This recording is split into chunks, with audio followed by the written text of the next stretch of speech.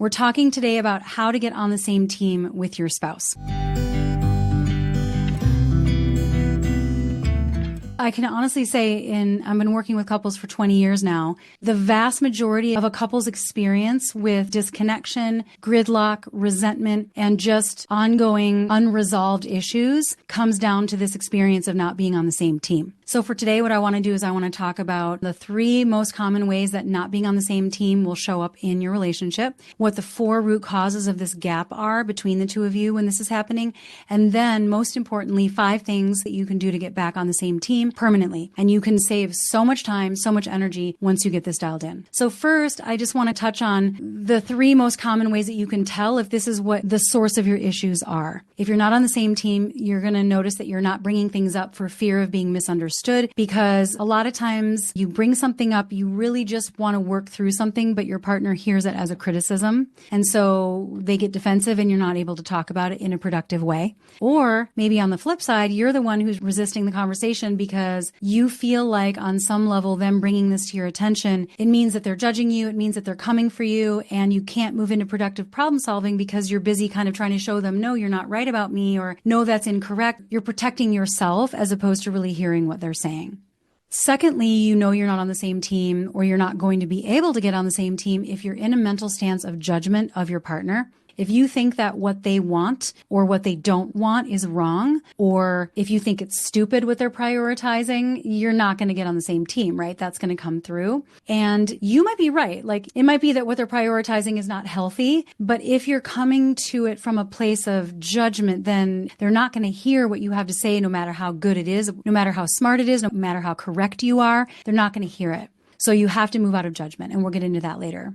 And then finally, one of the biggest indications that you're not on the same team is that you have kind of like these ideas of compromise as settling, in the sense that it means that one of you is going to have to give up on something that's really important to you in order for the other person to get what they want. So you assume that it's a win-lose proposition. You assume that you have 2 choices. You can either accept the unacceptable, or you will get your way, but then your partner will be mad or resentful and they won't get what they need. And you really can't see, or have a very difficult time foreseeing a middle ground based on the past experiences that you've had with your partner. If this is you, then the very first thing you're going to have to do is change the way that you see them, your partner, and the dynamics that you have, or even change how you view what a healthy, mature relationship looks like and how to communicate those things. Now, I'm going to be getting into pragmatic solutions later, but first I think it's helpful to understand the causes of being on the opposite sides, like what causes this me versus you mentality. It's kind of a diagnostic model in the sense that we have to understand, like, well, what is this? What's really happening in order to treat it? In order to fix it, we have to know what is the source of what's actually happening.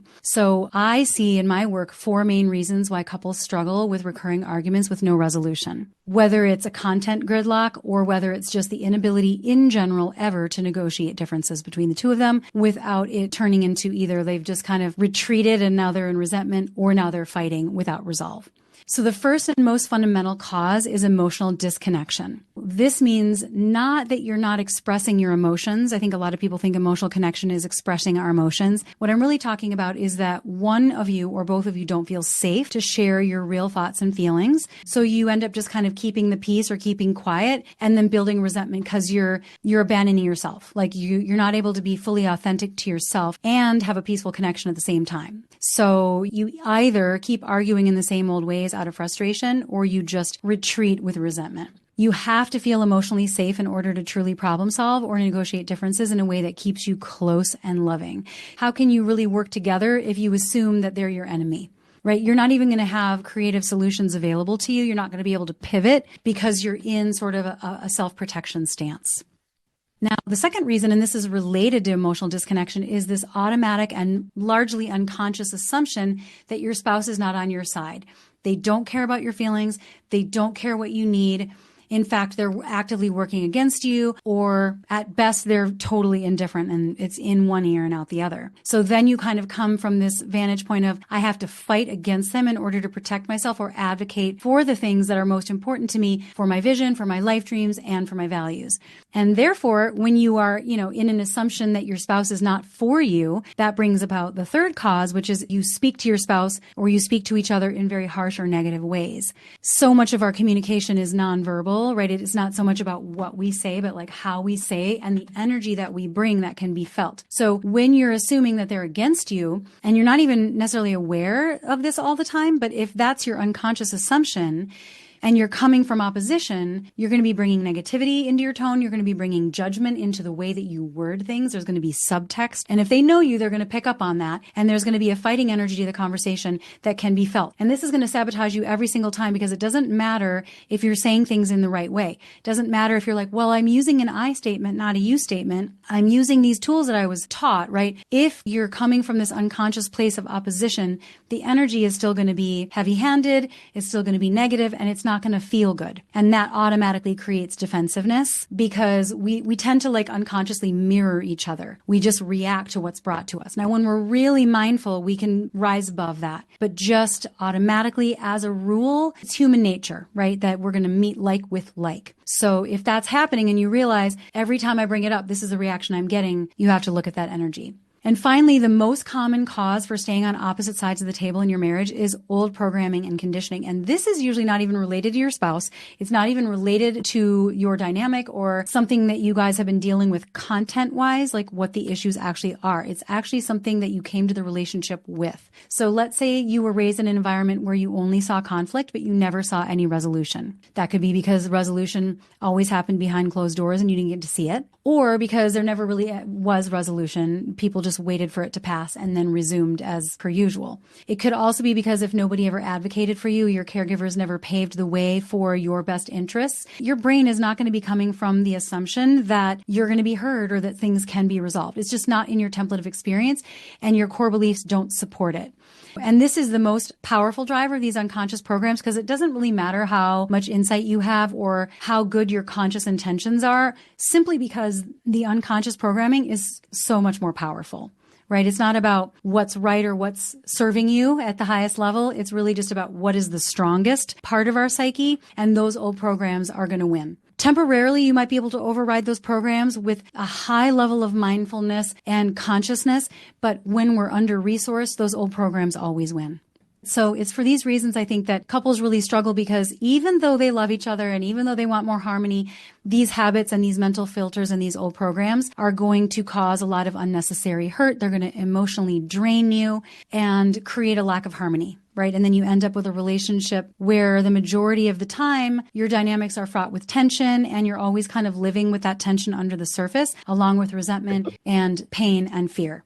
So I'm going to get into solutions now. There are 5 things that you can do that are going to bring you out of gridlock and onto the same team so that you can have the closeness and the warmth and an actual resolution. And not only that, but you can have joy in your relationship. Because I mean, what is the point of all this work, right? And anybody that's listening to this right now is already doing the work. They're already trying to understand what the problems are, what your part in it is, what you can do differently, and to seek the answers. But the point is not to keep working and working and working and working. The point is to get to a point where you actually have harmony and you have joy and you have ease and flow in your relationship. This is really the ultimate objective to what I'm about to share.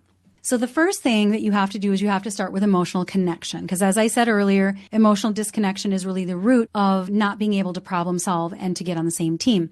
How you do this, and I have talked at length about emotional connection and emotional disconnection in other videos. You can check out my YouTube videos on this. I'm not going to go into this to a great degree. But essentially, how you create emotional connection is by being available and responsive and engaged with each other. It's an acronym RARE, and this is Dr. Sue Johnson's work. How we feel safe emotionally on a primal level is knowing that when we turn to our partner with some kind of stress or concern or distress of any kind, that we know that they're going to turn toward us, that they're going to listen, that they're not going to ignore us, that they are available, right? Consistently available, consistently responsive, and consistently engaged in concerns of yours or conversations towards the end of resolving it. Dr. Sue Johnson also says that behind issues of emotional disconnection is always this really fundamental question of, are you there for me and do you care? And if in your recent history or your even, let's say, your long history, if there have been certain actions or words spoken in conversations that have answered no to that question, you're not going to have emotional connection. You don't feel safe. You don't trust that they are going to be reliable in that way. And so it's really important in conversations that you or your spouse really make sure that when something is brought up, you agree to come to each other with curiosity first and do everything you can to avoid defensiveness. Right? So if your spouse comes to you and says, hey, I'm concerned about this, or this isn't really working for me right now, like whether it's, how the household is being distributed, how you're parenting, whatever the case may be, you first want to lead with understanding, get yourself out of the way, get really curious, and do everything you can to understand what defensive maneuvers look like and avoid that at all costs. Don't get defensive. Just really listen, validate the emotions behind their communication, even if you don't agree with their meaning making. You just want to show that you're available, you are attentive, and you're responsive. That's the first step. Then you can get into, all right, we have different opinions. How do we work together? But that has to be there first. If you don't have that, it changes your entire perceptual filter and it prevents you from being able to work together. The second thing you have to keep in mind is that there's almost always something very positive behind what's at stake for your spouse. So whatever it is that they are trying to make happen or whatever it is they're trying to stop from happening, whatever they want or don't want, look for the positive behind it. Maybe they're just prioritizing something differently than you, and there's value in that as well. It might just be a different point of emphasis. Just because there's a difference of priorities between the both of you doesn't make one of you wrong. If one of you wants to save money to travel because you really want to live now and you've been working hard, and what's the point of working if you can't travel while you're still healthy and tomorrow's never promised, right? That's valid. It's also valid if the other one of you says, I really want to save our money for retirement and financial security in the future so that I don't have to worry about that when I'm older and I'm not healthy, right? Both of them are not wrong, right? So you can move out of like arguing against each other and the rightness of your position and why one is more important than the other. You don't have to waste any time with that. You just want to look for what's the positive intent behind your differences. And remember that two things can be true at the same time. This is going to require cultivating a non-judgmental stance and a belief that nobody ever needs to be wrong. I know that seems really obvious, but if you really think about the last few arguments that you've had, chances are that you did get caught into trying to convince the other person and that there is often a need to be right. That's such a common losing strategy that we all as humans fall into because we have this false dichotomy of like win-lose, right? So you can have your feelings about what they want or don't want. You don't have to feel like, okay, I understand the value of it and I feel great about it. You can understand the value of it and feel frustrated by it, but your meaning is not the only meaning. And you just have to be willing to reflect on that. That's going to help a lot with getting on the same team. The third thing you want to do is start imagining that your spouse is on your side. This might be hard depending on your situation, but even if you don't have evidence from the last few arguments that you've had or even the long history that you had, try to imagine that you're talking to somebody that's on your side and this person is going to champion what you care about. So before you even bring anything up, before you start the conversation, how would you talk to somebody that you knew, even if they had a difference of opinion, would respect your point of view and would be willing to come to the table and find a solution that works for both of you? How would you talk to that person? How would you initiate that conversation to negotiate? If you think about how you start a conversation and how you approach a conversation with someone you are unconsciously assuming is your opponent versus you're coming to the table imagining that this person really is going to be a champion for what you care about, you can really picture how different that conversation is going to start, the different energy that you're going to bring to that conversation, and how that's going to go, how that's going to set the tone. Maybe you have worked with teams at work where you're all sitting around a table and some of you have a different opinion about how to achieve something. But if you have the same goals, maybe you have the same objective or even the same reason or the why behind that objective, but you differ on how to get there. Maybe you've had experiences where you're like, okay, we still figured it out. We voiced our concerns. We argued our differences. We put forth our ideas and then ultimately came up with something where we compromised and we found a solution and we found a way forward. I think a lot of times with work situations, we don't take it as personally. With our spouse, we take it really personally. Like if they see this differently than me, then that means something really bad about our future. So imagine taking the charge out of it and imagining it like this is just work. This is just logical. We're just coming to the table with difference of opinions. There's no judgment. We just have to figure out how to move forward together. Assume they care. Assume that you're going to come up with something together after a discussion and bring it up in a way that shows that you care too about their difference of opinion. The fourth thing is my favorite hack around gridlock, and I use this all the time. My husband and I are very different, and a game changer for us is asking the question, how can we find a solution that works for both of us? That will pivot us every time. Anytime we notice that we are stuck trying to convince each other and we're not getting anywhere. I just don't see it his way and he just doesn't see it my way. We have to stop and go, all right, given that you want that and I want this, How can we find a way that will work for both of us? Because now you're trying to answer a different question and more creative solutions are available to you because you're no longer in me versus you. It just is the fastest way to put you on the same side, to be like, let's collaborate. Okay. I'm not trying to make you wrong for wanting X and I'm not wrong for Y. And I don't have to defend my Y. We just have to work with both of them. And I trust that we will find a way. And when you come with that kind of confidence and that kind of detached, collaborative energy, you will get a lot farther than you will if you have all of those negative narratives attached to the conversation. And then finally, you have to work on your conditioned beliefs. Because like I said earlier, conditioning is so strong and we come to that before we've even met our partner. It's probably that you have some core beliefs that are contributing to this dynamic in all aspects of your relationship, but specifically as it relates to teamwork, you have to really look at what are your core beliefs that are keeping you separate. Your opinion doesn't matter, maybe you think, or that talking won't resolve anything, or maybe you have a limiting belief that things won't get better. Whatever your limiting beliefs are about relationships, about your voice mattering, about your loved one caring about you, you have to change those beliefs at the subconscious level. You simply won't be able to do anything differently in a sustainable, transformative way unless your core beliefs support those new ways. So you really want to visualize and internalize beliefs that are going to support teamwork. So what that looks like is to ask yourself, okay, what would I see in my life, or what would it sound like, or what would it feel like in my marriage if we were on the same team? And what would I need to believe for me to show up to create that and to sustain that and to support that? What do you need to believe to come to the table in a healthy, grounded, collaborative, and non-judgmental way? That's your inner work.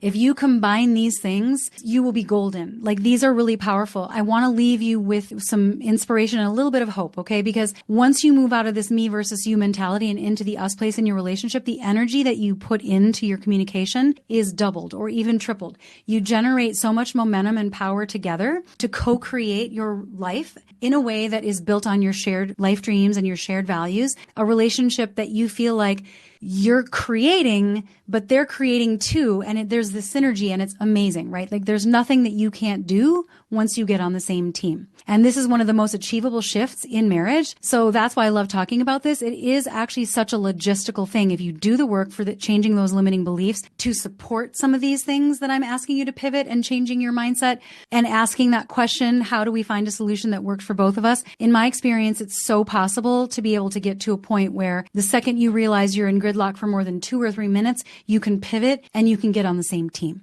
So with that said, if you're married and you're really struggling with getting on the same team and you need support with this, you are welcome to book a call with our team if you haven't already at monikahoyt.com/talk. This is just a free call with my team to learn more about your dynamics, what the barriers are in your situation, and to come up with a plan that will move the needle in terms of, removing the barriers so that you can work together. And if you have any questions, of course, I will answer those in the comments, but it's more than possible. If my husband and I can do it, you can do it too.